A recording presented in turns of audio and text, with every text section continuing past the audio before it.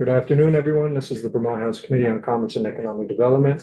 It is Wednesday, January 28th, 2026 at 1:35 in the afternoon. So we are going to have a walkthrough on the amendment to H211. So you're not relating to data brokers and personal information. We have our legislative counsel, Rick Sago, with us. Hello, Rick. Good afternoon. Rick Sagal with the Office of Legislative Counsel. So we're looking at draft 2.2 of the amendment to 211.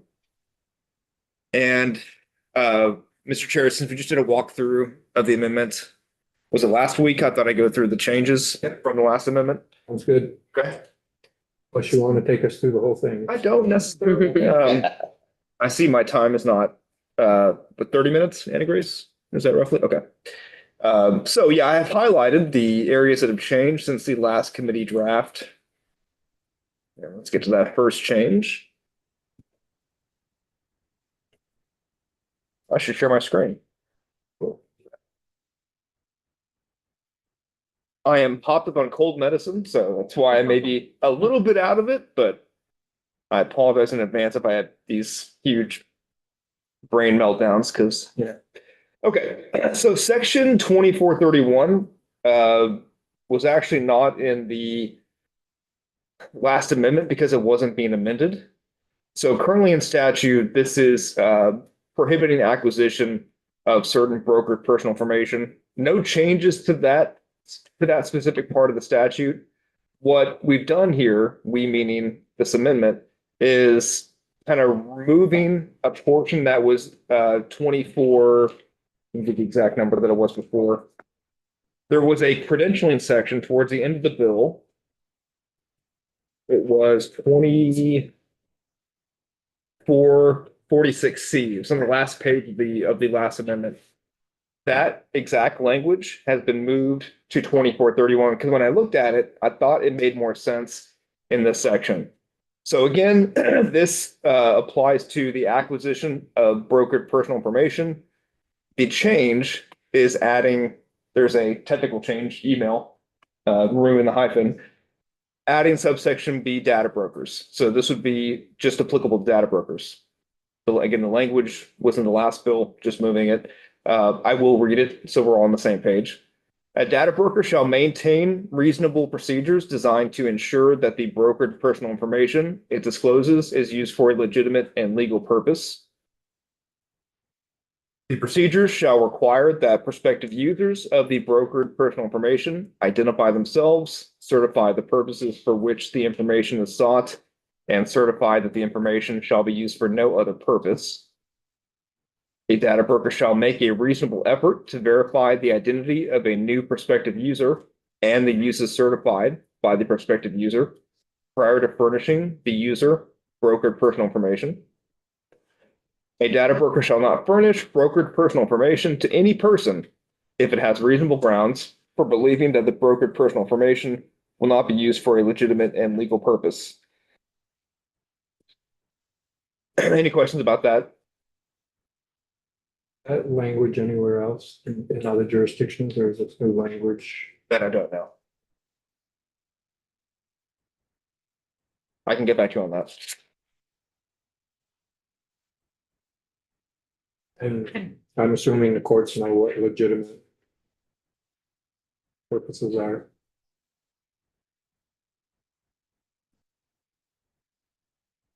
I mean, it would be, there's not a term of art of what that is. It would be up to the data broker to argue that the reason that it disclosed it was for a legitimate purpose, and it'd be up to the decider to determine if that indeed was a legitimate and legal purpose. The plain language, that's, we're saying the data broker needs to know what the purpose of the data they're selling is going to be to the person they're selling it to. I guess that's not really plain language, but. Sure, disclosing, selling, right. Yeah, right. to understand. Or kind of know your customer. how you're- Yeah. And just so we're on the same page as well, this does tie to enforcement. So there is already enforcement in this section for the AG. So that again doesn't change. But if a data broker were to violate this portion of the section, there would be enforcement available to an AG through the Consumer Protection Act, which would also give consumers the right to hold the data brokers accountable. Okay. So no changes to the notice of security breaches. The data broker security breaches. No changes there. I talked to Todd Baylor's with the AG's office. I think he's coming in Friday. There may be a few proposals that they want to kind of update to ensure that it meets their standards, but just kind of foreshadowing there. Rick, that includes DFR's thing too, right? That is. I'm not sure if they're gonna. Okay. So there also was a request to make sure that we update breach stuff with DFR. So the AG and DFR have been talking. So, yeah. Mostly about. Came in towards the end when Rick was trying to wrap this up. So. Yeah, those changes are not in this amendment. So skip to page 23 is the next change. 23 is the subchapter 5. This is the data broker's main section of the statute and of the bill. So again, last time we kind of reconfigured this, when they must register. So the committee kind of wanted to go to the 30 days, you must register not later than 30 days after you become a data broker in the state, because right now it's Jan 31. So right now, if you begin operating as a data broker on February 1st, you wouldn't have to register until the following January 31st of the next year. This would remove that loophole. You would have to register 30 days after you begin meeting the definition of a data broker. And then once annually thereafter on or before July 1 of each year.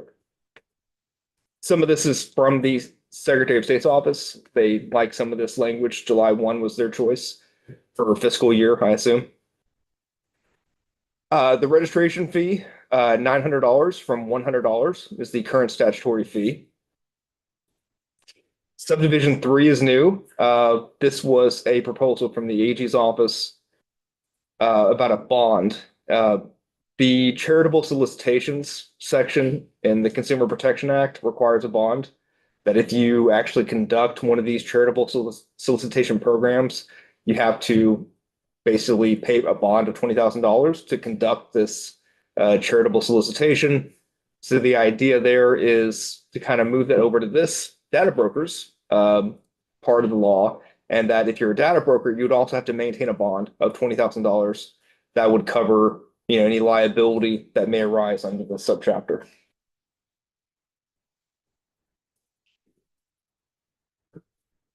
You aware of any other bond requirements for registration or licenses and stuff? I'm not aware of it. How that. It's a good question. I'm not aware, but I didn't look. This is a pretty Never seen. Quick. DFR statute somewhere. I can talk to Maria about that. So this is.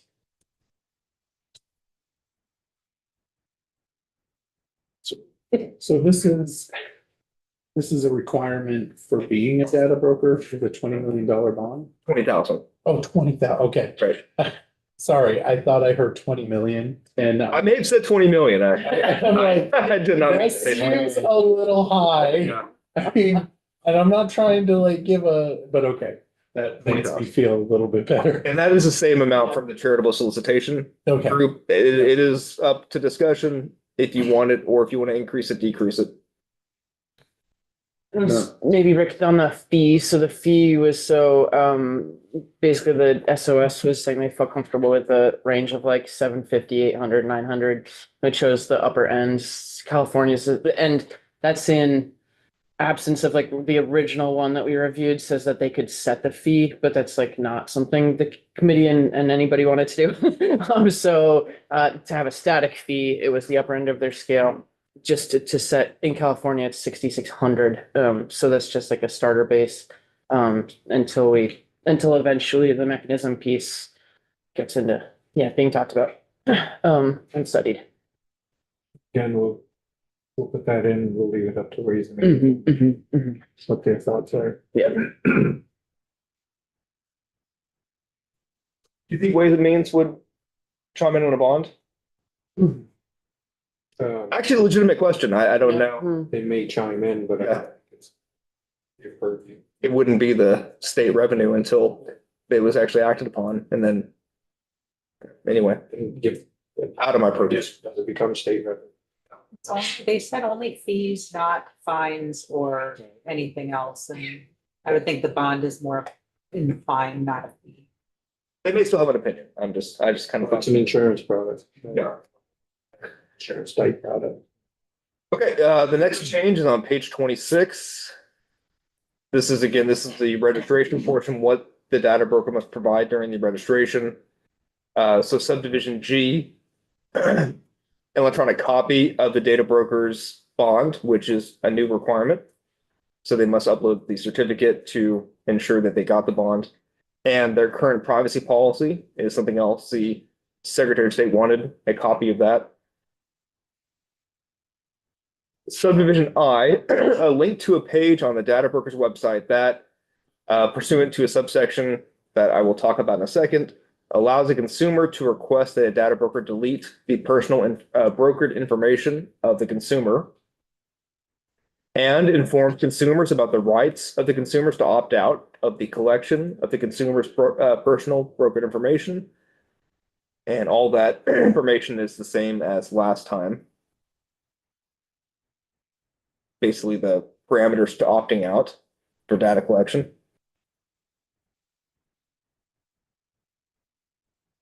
Okay, subsection B, the penalty section.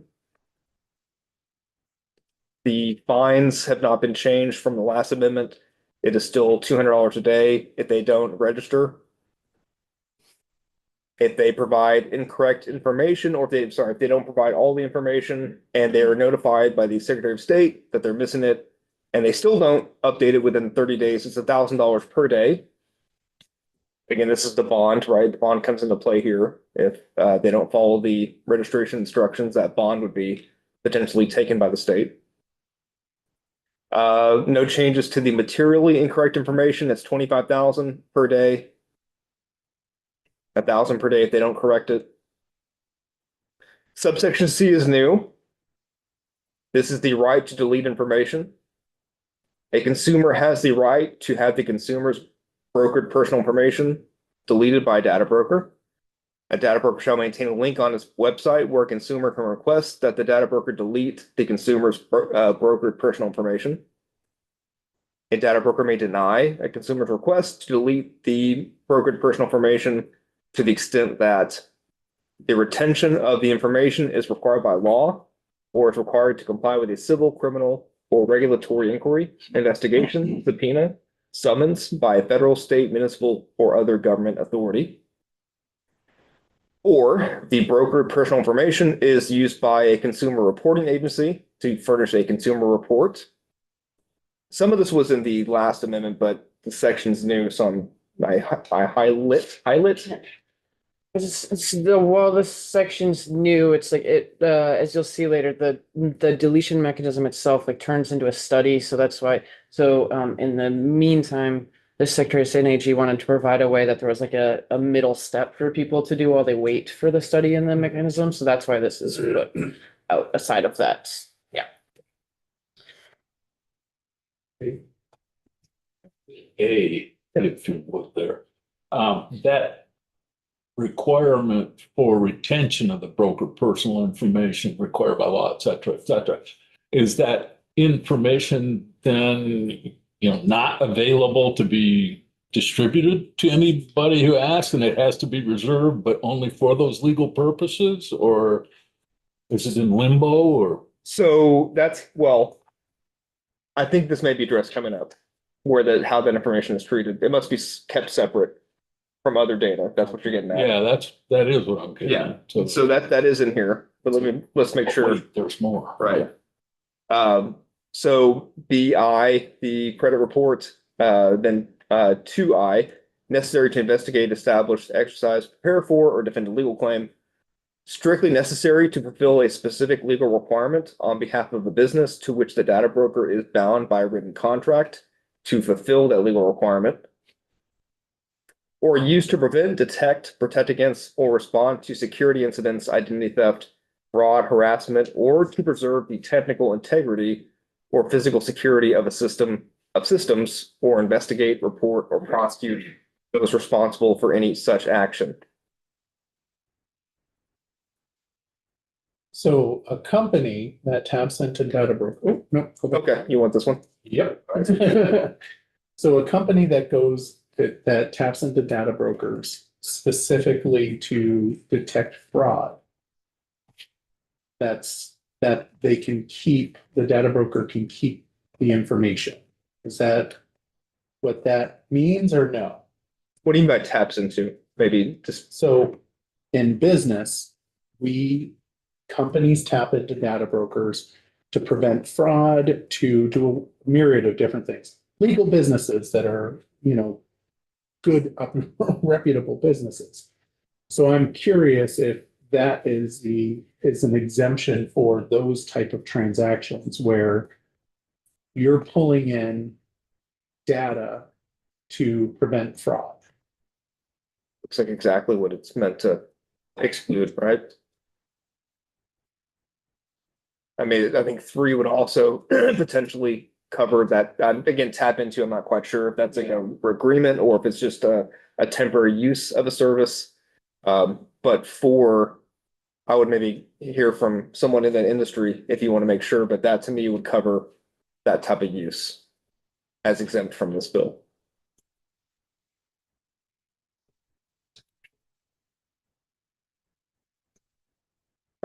So subdivision 3, brokered information retained pursuant to 2 shall be separated or segregated from data used for any other purpose, deleted immediately upon the expiration of the legal or contractual requirement, and not used, sold, shared, or processed for any other purpose.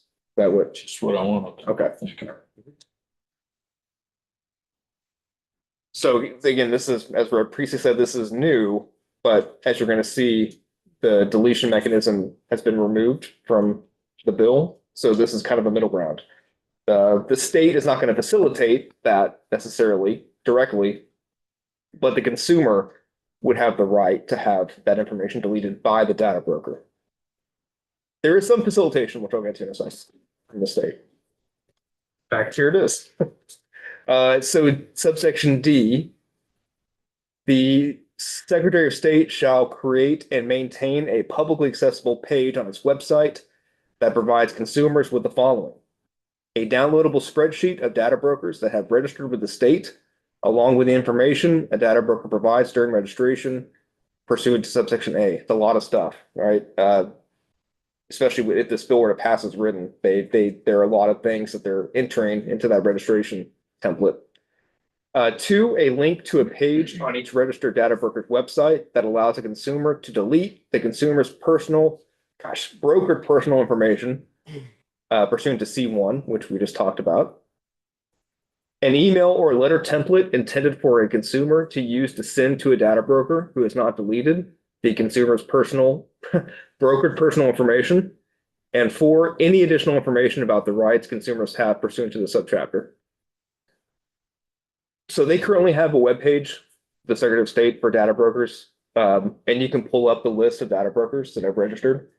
So that technology exists, however, and they have confirmed they could do this, make it a downloadable spreadsheet for consumers to basically access. And then you would have, if you're a consumer and you see there are 600, Rep. Priestley, how many data brokers are there? Oh, In the state? was it 8,600? Oh, in the state? In the state. Yeah. 600? 400, yeah. So the consumer would have to click on those links, but it is something the Secretary of State could administer and be pretty just easy to upload the spreadsheet and the consumer could download it. Do you have any language in there that I'm sure that tells the data broker that has to be a very simple, easy way of doing it so that Have the language, they have to have it all on one page. But this is that Oh, yeah, link but if to you- that yeah, page but if back. you- I know, You click the link and then it takes you to another one. yeah. So the current, it's on page 26 of the bill.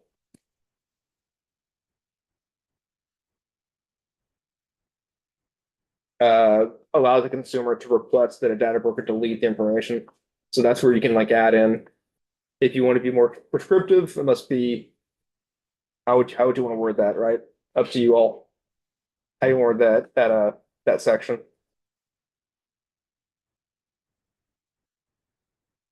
Keep going.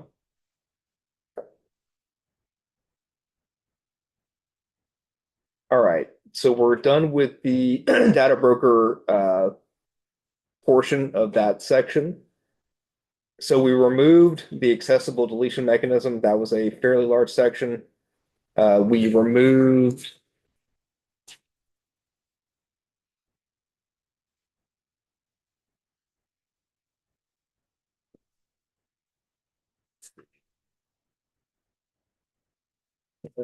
yeah, 2446A. We removed the fund. There was a data brokers registry fund, you may remember, that was created.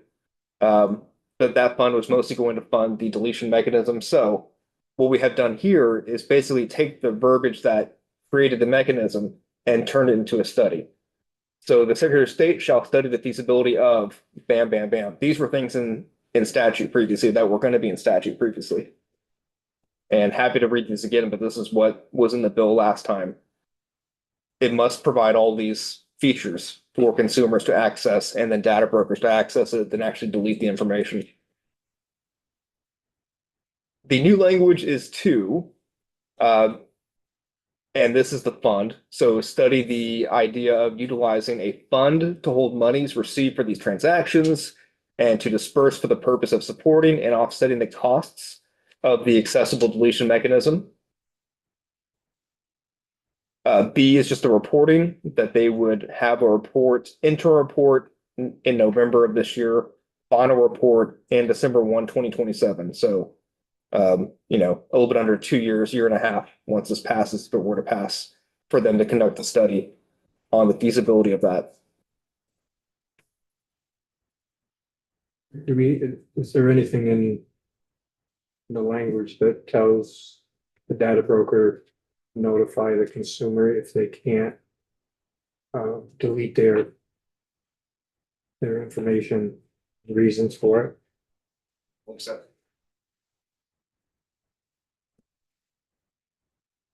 that language is new. Subsection C. Right here. Yeah, they may deny it, but there's no response back to the consumer, that the consumer must be notified. So if you think about the process, so we go online, we want them to delete. And then we expect it's gonna be deleted, and then find out it's not. So it seems to me there should be a check back with consumer, yes, we deleted, or no, we didn't, and here's the reason why.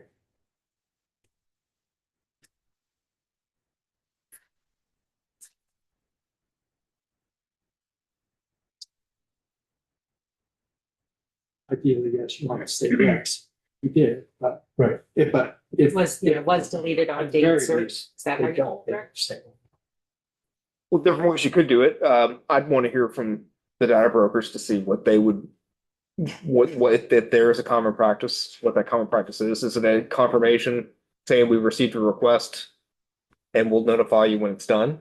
Or is it just, is there not really a typical practice yet for that? I don't know. But you could, obviously in statute, you can make it whatever you want, right?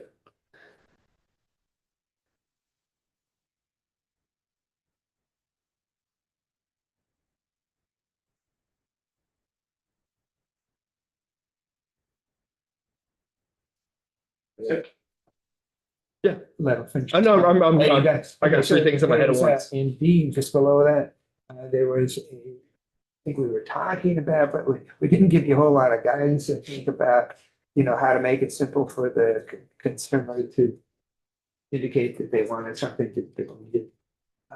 And lot of websites allow you, I'm thinking of subscribing it. Sometimes you can just click one button and it doesn't.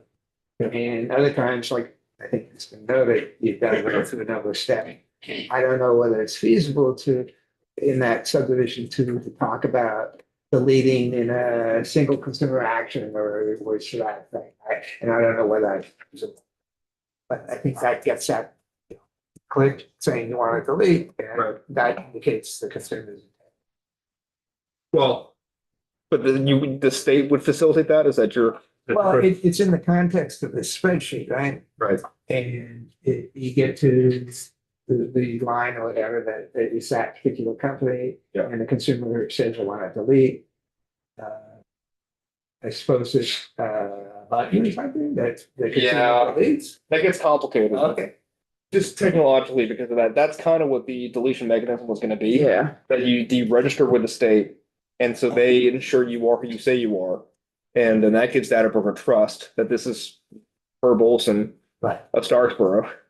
And then they have that connection, and then the state kind of facilitates that deletion. Oh, Here, you know, you have 400 data brokers, 400 different websites. Right. The state wouldn't be able to like manage, you know, all these different. It couldn't be a one button, is what I'm trying to say.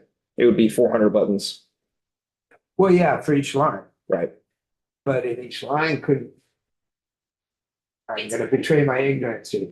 Yeah. Before, but I just did. This is really like, so I think the thing you're asking for, like, Rick said, is like an easy way for the consumer to do that. That is the deletion mechanism, but the Secretary of State and AG said, like, timing wise, money wise, they're not sure what that is going to look like. So they ask kind of as a consolation in the meantime to do this type of thing where it is a more manual process for the person, but giving them the right to be deleted, which they don't currently have. And so this is just like a stopgap. So in order for the consumer to request deletion, they begin some They have instructions. to like click on, yeah, they'll have like a page and they'll have to click on a link to go to the opt-out mechanism. So it is a manual thing for right now, with the hopes that they'll do a feasibility study, know the cost, know how long it's gonna take, and like come back next session, basically. I guess I just wonder, Herb, if you're trying to say, while we're in this in-between world, how do we ensure that it's the simplest for the consumer Yeah, as possible Mhm. in this form? Like, Yeah, it's not gonna be a Mhm, single for button sure. for 400 or however many, but we also don't want every one of those 400 data brokers to take you through 6 pages in Right. order to be able to delete your data. Right. Yeah. I don't know if there's a way to write that. That's the intent. I see the intent. But you know, someone's got to do the work. Either it's the state or the consumer. And this, the data brokers, they can be. It's what we deal with when we try to opt out of a Right. service that we've enrolled in is incredibly complicated. And this is not even a service that we've enrolled in. Right.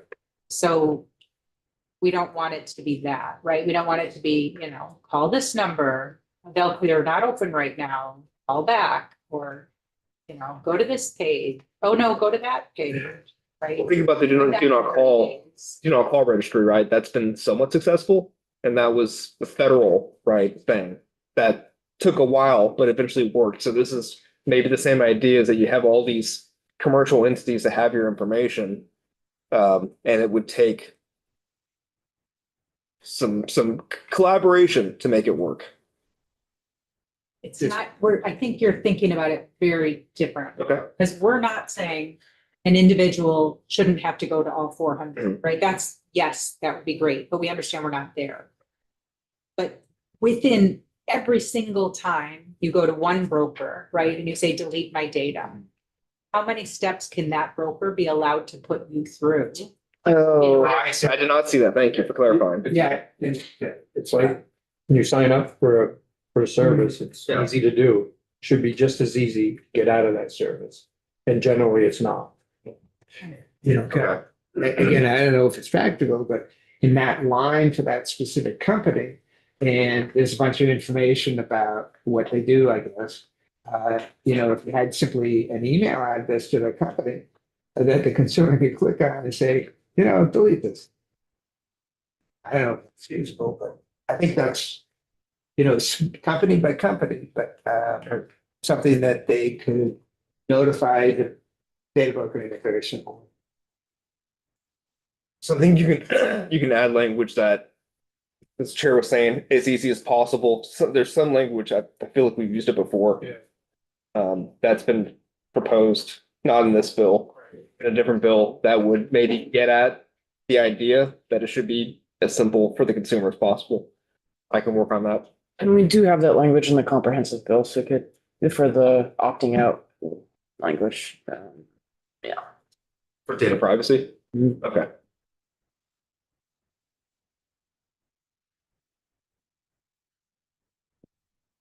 Yeah, and the last part was the effective date. That hasn't changed, July 1 of 2026.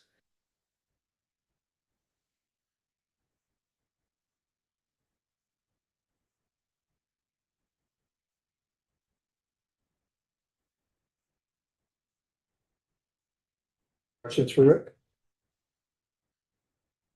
Okay, great. Great, thank you.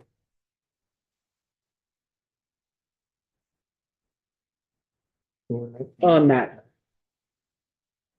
Good afternoon, Matt. Hello, everyone. Can you hear me? We can. Okay, great.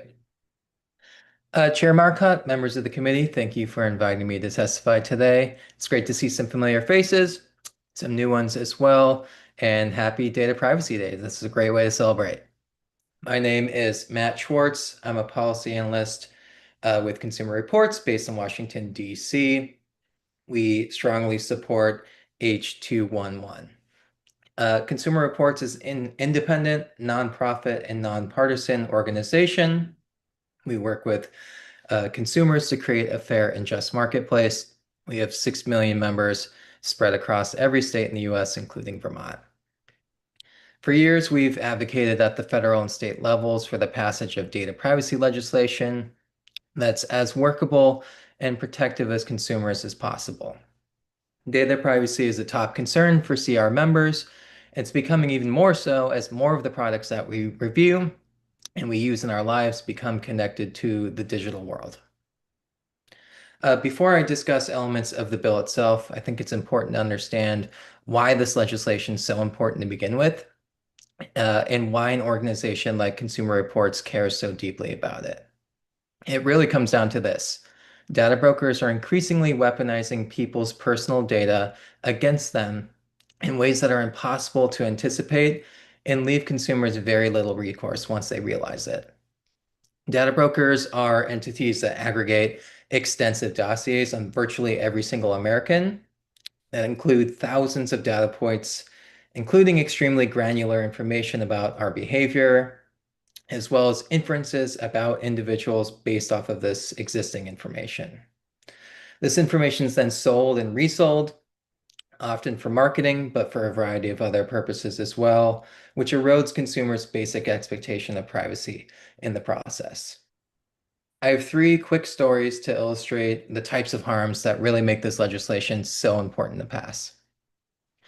The first story comes from the New York Times' reporting around a year or so ago, where they found that major car companies like GM and Ford were secretly collecting and sharing people's driving behavior, which included information about how hard they braked, how fast they accelerated, and their precise geolocation information with data brokers. The data brokers then shared this information with insurance companies, who in some cases raised people's premiums based off of this information that consumers never knew that they allowed their car company to share with data brokers in the first place. Nobody should have to pay more because a third party secretly collected and shared their information. And that's exactly what happened in this instance. The second story is about the ubiquitous sale of our location data. There's a whole marketplace of data brokers that specialize in collecting and selling our every move, which is collected from the GPS trackers on our phones and includes visits to sensitive locations like reproductive health facilities, political rallies, religious facilities, and more. This information is collected and shared as often as every 3 seconds, And it doesn't take a huge leap to understand how this information being available to anyone with a credit card can put people at risk and enable stalkers, law enforcement, and others to track people down. Third, it's important to understand how even more run-of-the-mill data broker activities can put consumers at risk. Data brokers use their digital dossiers on consumers to make incredibly invasive inferences about them. Data brokers sell lists of consumers that are sorted into categories like rural and barely making it, or credit crunched city families. In one recent story, a data broker was selling lists of people battling Alzheimer's disease. These lists are a goldmine for payday lenders, scammers, and other third parties that wish to target particularly susceptible consumers for scammy financial products. That's why we're so glad to see this committee consider H211, which would provide Vermonters with more control over how their personal data is collected by data brokers, and it would at least provide them the ability to delete it. This legislation makes a number of critical improvements to Vermont's existing data broker registry to ensure that it captures how data brokers really operate in today's economy. This includes updating the definition of direct relationship and brokered personal data. For example, many data brokers don't actually collect your first and last name as an identifier, but instead they collect device-level identifiers, such as your mobile advertising ID, which is associated with your phone. In the current definition of brokered personal information under law, arguably does not include this information, even though it's one of the most common ways that data brokers collect data about us. This update ensures that this loophole is closed and Vermont stays up to date with other states' data broker laws, such as California. The most critical aspect of this legislation is the creation of a centralized platform to allow consumers to delete their personal information from all of the registered data brokers in the state in a single action. Data brokers, by their very nature, exist in the shadows, and most consumers don't know who they are or if they've collected their data. And even if they did, the process of individually deleting your data from each data broker would be next to impossible. There needs to be a better way than that. California's Delete Act provides a very promising model to give consumers more control, and we were very supportive of the earlier draft of this legislation that included a universal deletion mechanism that was modeled on it. That said, we understand that it's much more complicated than simply snapping your fingers and making a deletion mechanism appear in Vermont. We know that conversations between the Secretary of State and California officials are ongoing to determine what types of technological know-how can be shared to potentially make that process easier. But at the very least, consumers should have a legal right to delete their information from data brokers, even if it's the old-fashioned way. That's what this legislation currently does, and so long as there's a commitment to eventually getting to a system that can streamline the deletion process for consumers, we're supportive. Finally, I want to add that the latest version of the bill that you just walked through includes several common sense exemptions to ensure that the subset of data broker activities that do actually serve the public interest can continue. For example, nobody wants consumers to be able to delete their credit score from credit reporting agencies, and data brokers that are helping insurance companies or banks comply with Know Your Customer obligations should be allowed to continue to do so. But the key here is to ensure that any exemptions don't swallow the rule. Data brokers should be exempted from deleting the subset of data that's used for those important purposes, but should not be exempt as entire entities. That's what these latest round of exemptions do. Ultimately, this legislation is about deleting the invasive marketing profiles of consumers that nobody's consented to. Vermont consumers deserve these protections, and we're hopeful that they can move forward this session. Thanks for inviting me again, and I'm happy to answer any questions that you might have. Thank you, Matt. Questions?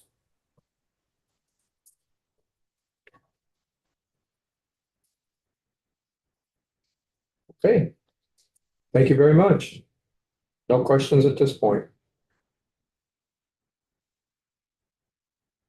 Steve?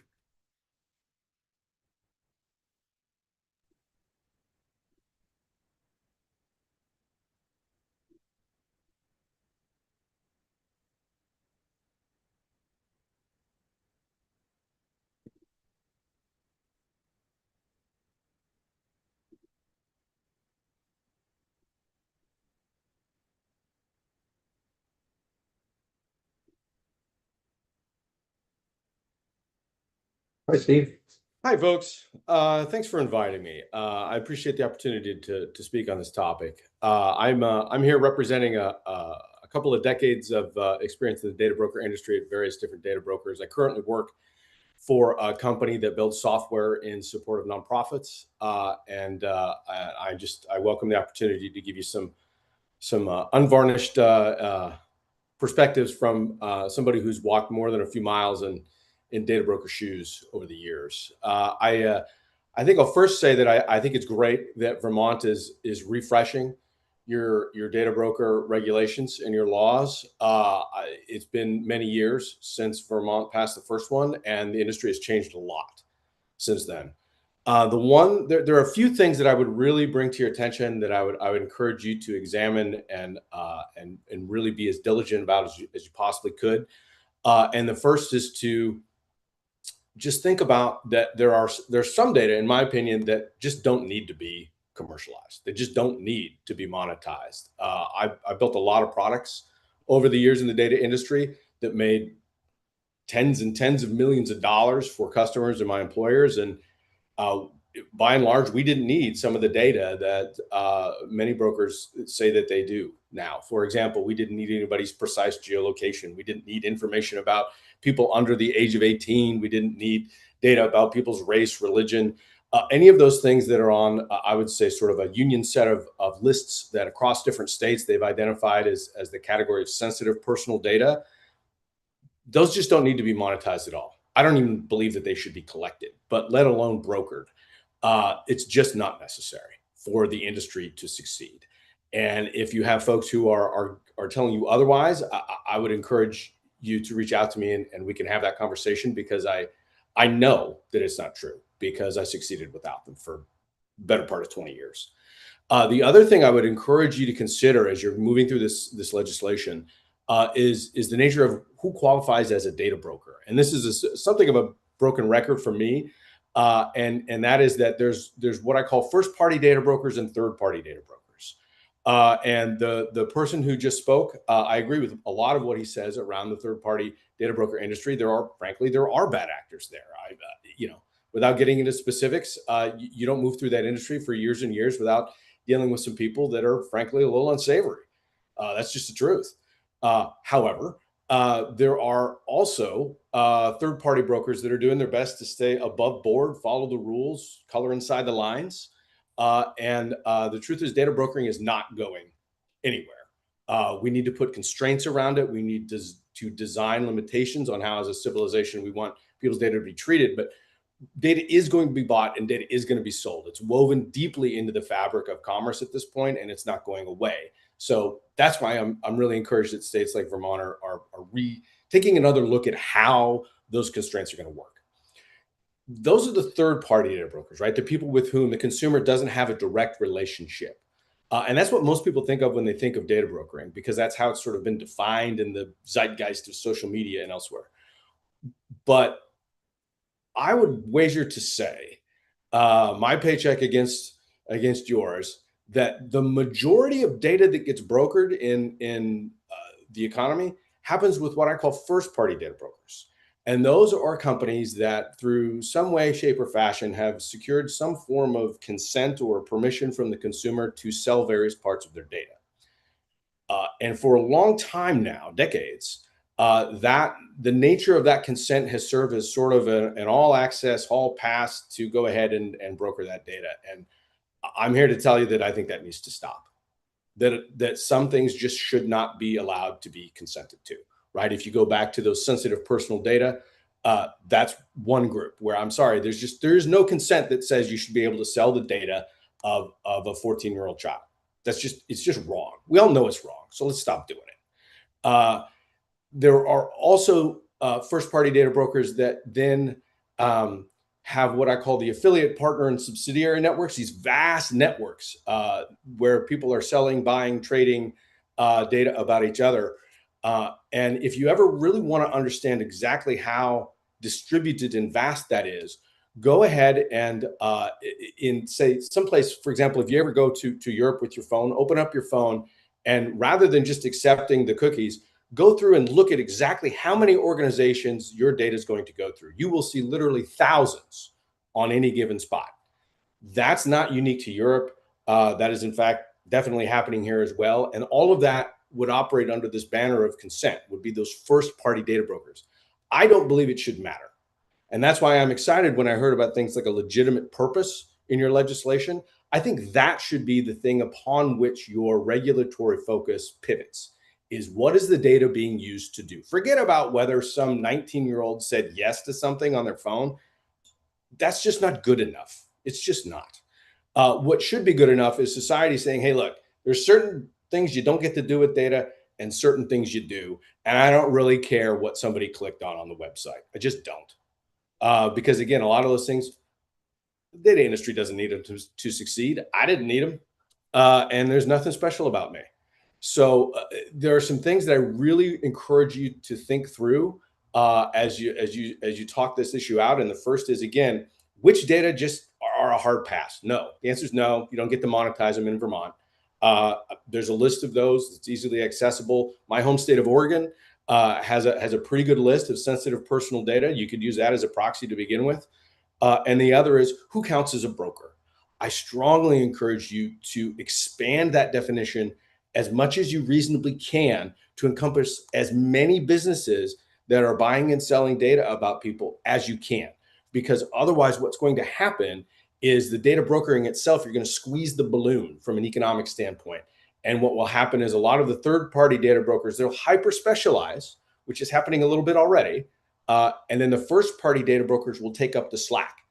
And they will be outside the purview of data broker regulation, which in many cases is already the case. California has kind of done a bit of like a head fake in that direction, where they say if you have any third-party data about someone that was not data you got directly from the consumer, is not a bad start, but it's only a start. And I'd encourage you to just sort of take that logical next step and say, look, first party, third party, doesn't matter. Some things you don't get to monetize. And if you're brokering data, you're a data broker, right? It doesn't matter. It doesn't matter what kind of house you're selling. If you're selling a house, you're a real estate broker. Just because I gave you permission to sell my house doesn't mean you're not a real estate broker. Quite the opposite. So I'd encourage you to think of data the same way. And then the very last thing I would really encourage all of you to think about is I see that the accessible deletion mechanism was I'm going to call it downshifted into a study to see how that would work. So long as the nature of the information that consumers are able to provide is broad enough, right? So that you can provide, say, a number of your different email addresses to the state and a number of your different physical addresses and a few different phone numbers.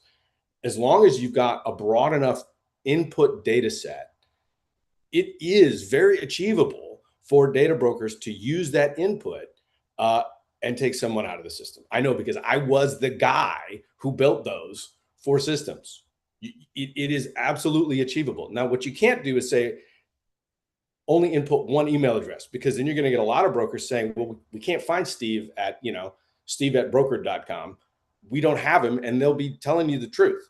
You've got to collect a broad array of data from consumers. And if you do that, then just about any broker worth their salt is going to be able to find that person, resolve to them as an entity, take their profile, and put it on a shelf. You don't want them to delete it. Deletion is a bit of a misnomer. You need to take it out of production because if they literally deleted it, it's going to come back around next time they get a new pile of data coming in, because they're building new data every week, every month. And you need them to keep that data so that when they rebuild their database, Steve doesn't come back in, even though he deleted himself last month. So those are the things I would really encourage you to focus on. Those are the things that if you have any questions about how it sort of works under the hood and behind the scenes, I'm very willing to answer those questions. And with that, I'll yield back whatever the rest of my time is. Thanks, Steve. Appreciate that. Honey? Well, Yeah, thanks, Steve. I have a question. Because of the committee assistant around like the people, kind of the mechanism, the stopgap that we have with having the list of the opt-out links on the Secretary of State's like broker listing and having to click each of those. And then the concern about the number of clicks and things it would take. I was just curious if you could like speak a little bit about your experience seeing like different dark patterns or multiple pages or things like that that we might need to consider if we are going to use that as a stopgap. So dark patterns are a legitimate concern in that regard. Some of the less savory brokers will probably make it a bit of a point and click jungle if allowed to do so. But it doesn't need to be. There are definitely quick and easy ways for people to show up, provide their email address, and then the email address or whatever the best input is for that broker. Could be a street address, it could be a social number, although I don't really think there's a need to collect those so much. And then from that single point of information, the consumer should be able to get a confirmation that says, yes, Steve, we see you, and we're going to send you an email to validate your deletion request. I get that email. I click on, yeah, I want you to take me out. Done. It really is that simple. It's not, it doesn't have to be a huge onerous task. And a lot of brokers have already set that exact same process up. I set one up that same way. So this would not be something that would be, a brand new requirement that they've never seen before. They've already done this in other states.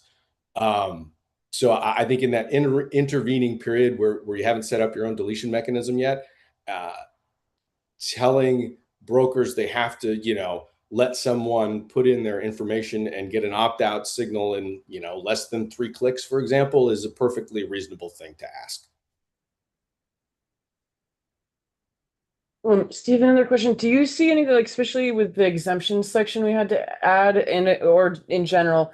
I know like just questions I've gotten on a hallway and things like that. I'm curious if you see any interruption that this would cause when it comes to like banks, insurance companies, in particular, like trying to conduct, especially like identity checks and just kind of the average course of business. Yeah, I mean, there are exemptions that are valid to make sure that the economy is chugging along. That's definitely true. Totally. For example, I think that creating an exemption for very specific, and I think needs to be pretty well defined, fraud checks, because fraud is an umbrella that sometimes gets spread out over things that are not necessarily fraud prevention. So you need to be very careful on how that gets operationalized, either in the statute or the regulation. But I don't agree with and have not really seen a specific use case by use case need for what's called entity level exemption, where if you work for an organization and they have a lot of data, and just because some part of that organization is subject to, for example, GLBA or FCRA, that doesn't mean the entire organization should be exempt from the entire statute. That just doesn't hold water from an operational standpoint, because in businesses that have these large amounts of data, very typically, the operations of those businesses will be carved out into various departments or teams that focus on one thing or the other. They'll be focused on FCRA products. They'll be focused on anti-fraud products. They'll be focused on marketing products. And to exempt all of that because one team has a need, it's just not logical. It's just not defensible. I think of it as if the guy on the street question. If you stop the guy on the street corner and you said, should everybody get a free pass because there's one legitimate exemption on one of 7 teams, you don't have to know anything about the industry to know that doesn't make sense. So no, I do believe there should be pointed and specific exemptions for economic activity that we can't have come to a halt.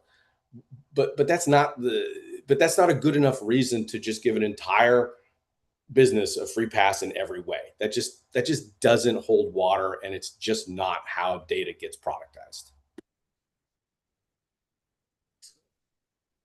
Questions?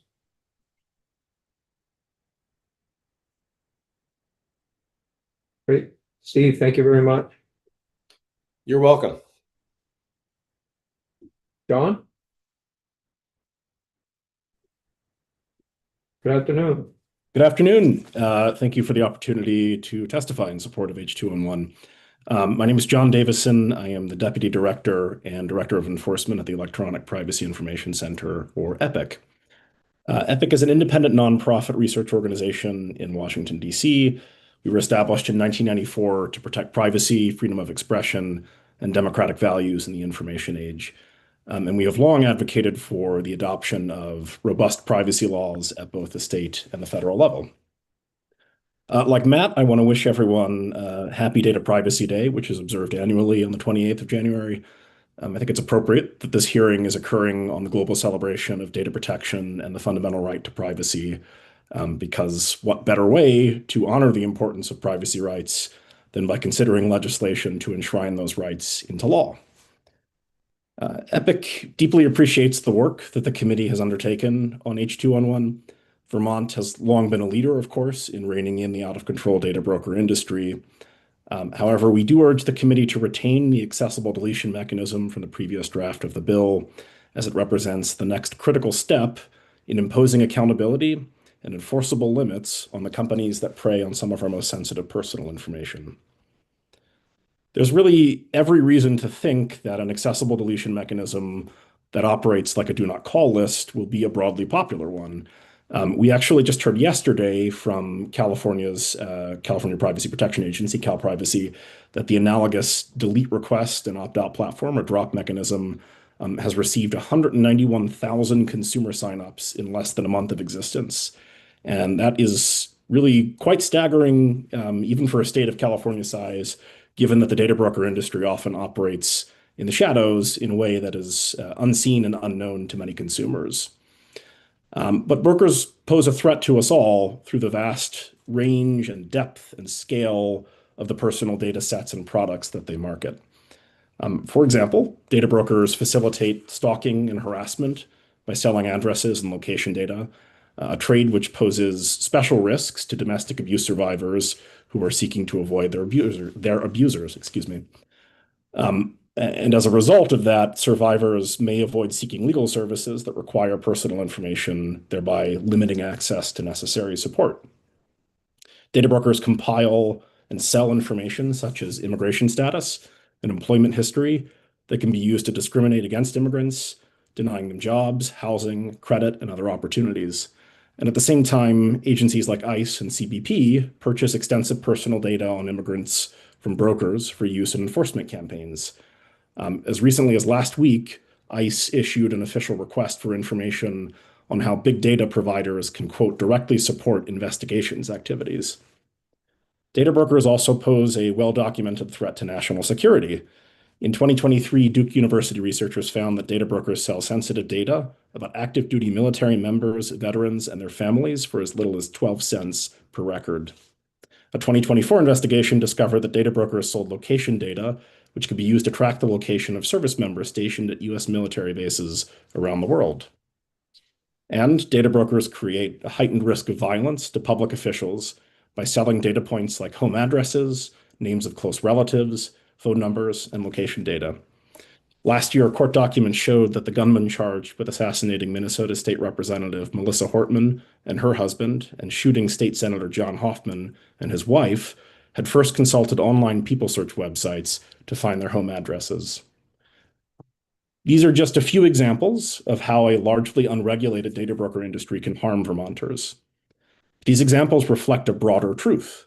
Our personal data can be a powerful weapon in the hands of the highest bidder, depriving us of our privacy, our safety, our peace of mind, and our control.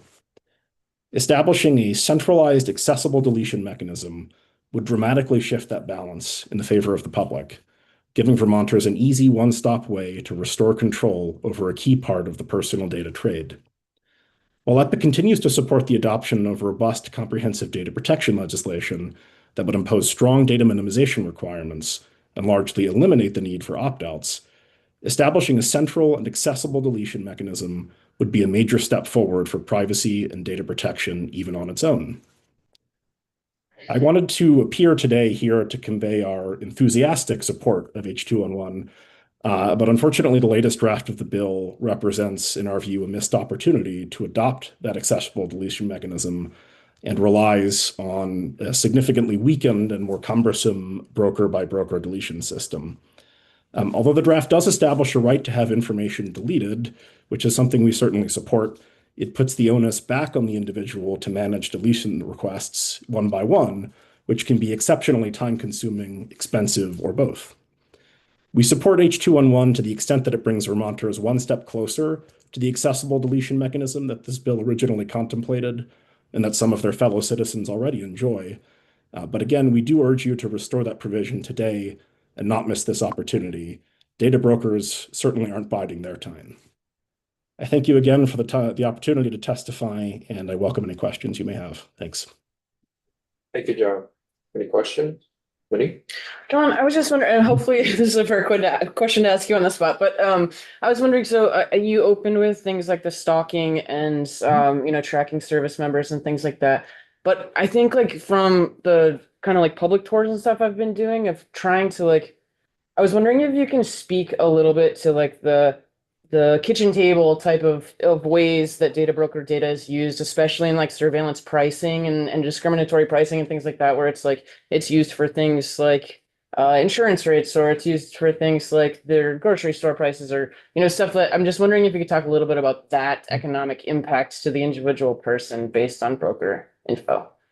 Yeah, I think Matt alluded to some of this, and I appreciate the question. It is absolutely part of the ecosystem that retailers are relying on to set prices in ways that really aren't obvious to the consumer, based on data that may or may not be accurate, and in ways that are unseen typically to the consumer. Prices are being increased based on the retailer's expectation as to what you'll pay. Something that's calculated based often on data broker purchase data sets and the use of data broker tools. And so it really does hit consumers in the wallet, in addition to all of the safety and privacy and sort of peace of mind concerns that brokers raise. Thanks. John, do you see anything in the bill that would interrupt kind of the business of the entities that are doing like proper use of broker data that we need to continue, like the identity verification, like insurance, day-to-day insurance operations and things like that? I'm trying to echo your question that you're not asking over and over again. I've stated over and over what I stated, and it's not being addressed, and that's okay. No, I'm trying to get it. No, I know. It's not being addressed, and it is what it is. So I've given up. Would you mind restating the question? I apologize. I'm not sure which one we're referring back to. Can you ask your original question? But the problem that I'm having with this is that it's going to affect financial institutions that use this and rely on this data. And I know that everybody keeps on saying that, oh, it's going to be fine. But I feel like the people that are saying that have not used the data to do things. And, you talked, I think you said 12 cents, right? Did you say 12 cents for someone's data? Somebody said that. Somebody said it was 12 cents to purchase someone's data. So, yeah. And 12 cents to purchase that data and being able to do things with that from an organization that is regulated by whatever organization or whatever regulation entity there is, that cuts down at the bottom line cost of processing, and that makes everybody else better off. You have cheaper rates when people are able to use that data for stuff, or whatever. And I feel like this is not addressing that issue, and that's okay. I mean, I'm perfectly fine with, it is what it is. I mean, a couple of thoughts on that. I think first, I think this is at least the accessible deletion mechanism that was contemplated under the prior draft, maybe now is subject to a study rather than being established outright. It is an opt-out mechanism. It is something consumers have control over. They can decide whether to opt out or not.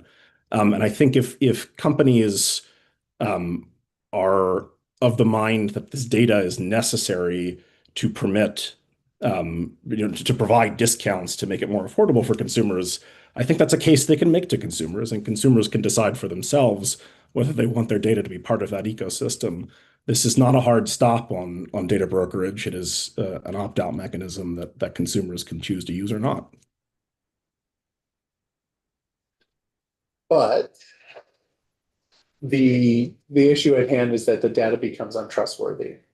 And I think that's where, the exception to having those organizations being able to access that is why I think it's important. And that's, like I said, it's okay.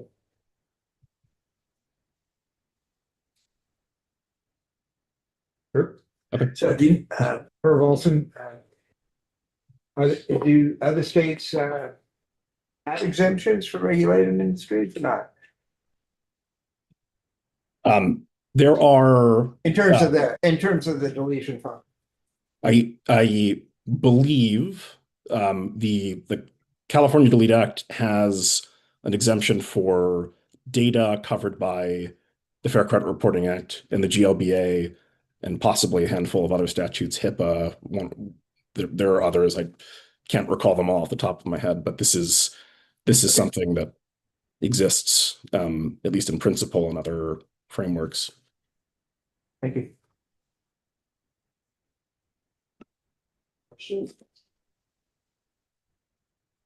John, thank you very much. Thank you all. Do you want this part today? No, he. Okay. I think we'll show away. Okay, Tom? You like to join?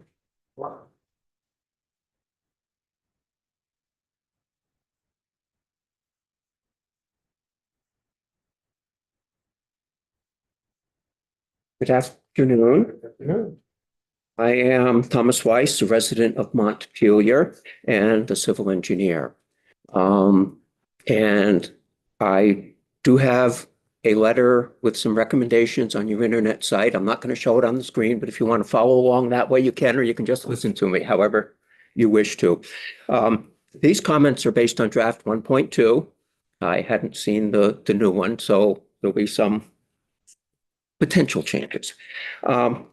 It's been a while since I have testified on data brokers and data privacy. I testified in support of the original data broker bill, which became Act 171 in 2018.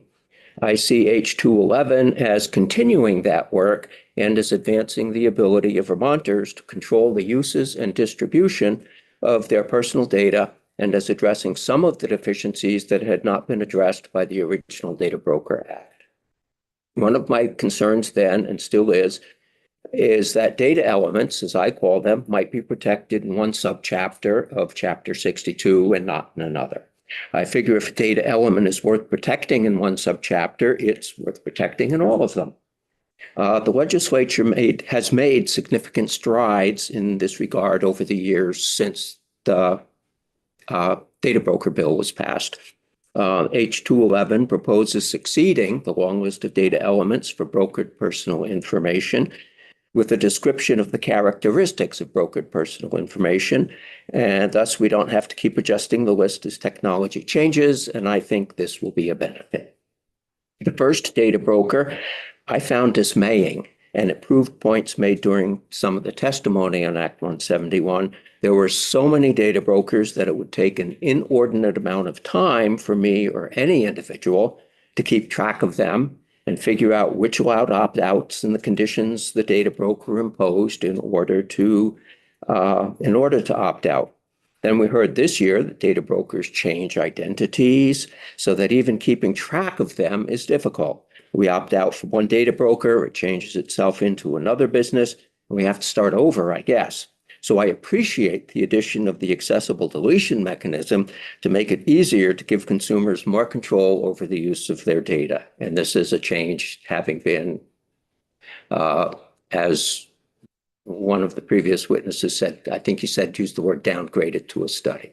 If it gets downgraded to a study, I would hope it gets implemented really quickly. The introduction of a second section on notices of data breaches can cause some confusion.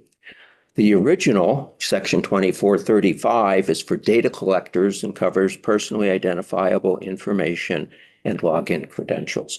The new one is in section 2436, and that's for data brokers and covers brokered personal information. We need to remember that a data broker is also a data collector by the definitions.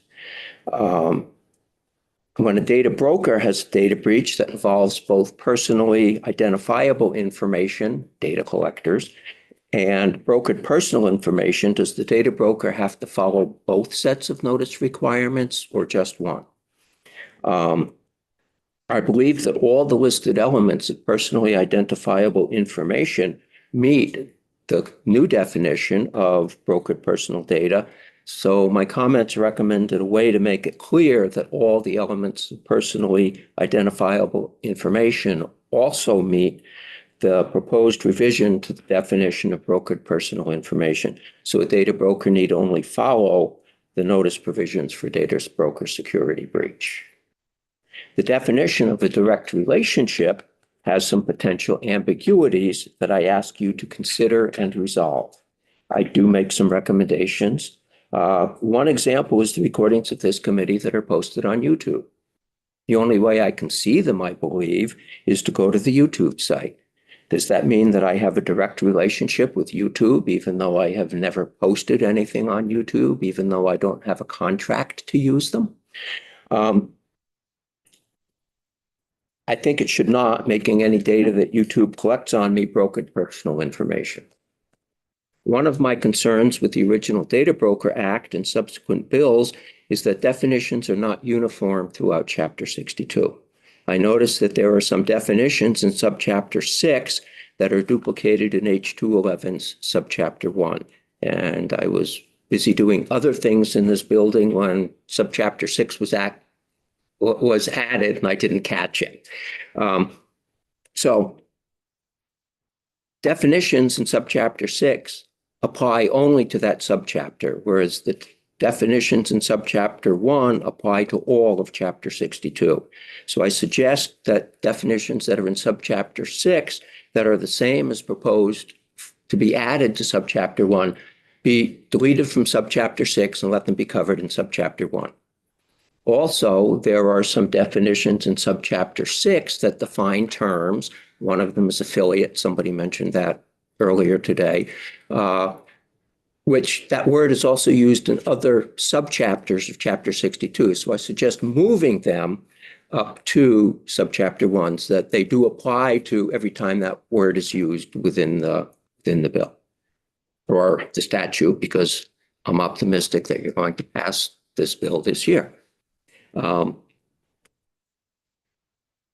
So I appreciate, again, that H211 proposes that data brokers register within 30 days of collecting data on Vermonters instead of the year that it takes under the current statute.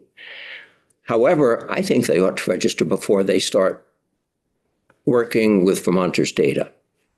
Most professionals, including me as a professional engineer, have to register before we can start practicing. I suggest that that could be applied to data brokers as well. I appreciate the credentialing section. I understand it's actually been moved into a different section, but I suggest that you add a requirement that the prospective user is registered as a data broker, as one of the things that the data broker who's selling the data has to check on. So it would be added. The selling data broker would have to check that. And anyway, there's two parts. One relates to the user and one relates to the data broker. And I think it should be added to both of those subsections. And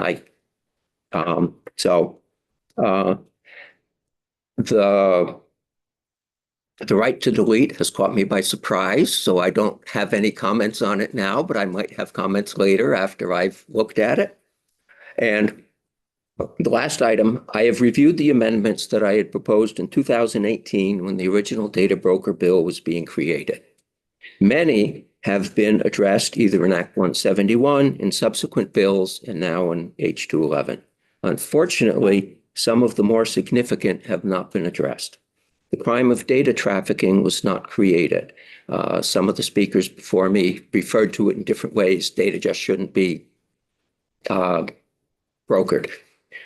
It would be, the crime of data trafficking would be for information too sensitive to be sold or transferred, information that should only be directly obtained from a consumer. There is no prohibition on the repurposing of data from the purpose for which it was originally created. And one of the other witnesses didn't use those words, but he expressed that idea. And there are still too many paths for consumers never to be notified of data breaches. And also the delay between the time of the data breach and when the consumer is notified is too long. I have an enclosure to the letter, about a 2-page letter and a 5-page enclosure, which provides specific recommendations that I believe will improve H211 by strengthening Vermonters' control over the use and distribution of their personal data. I ask that you find the recommendations in the enclosure have merit and that you incorporate them into H211. And I thank you for listening to my testimony today. Any questions? Thank you very much. You're welcome.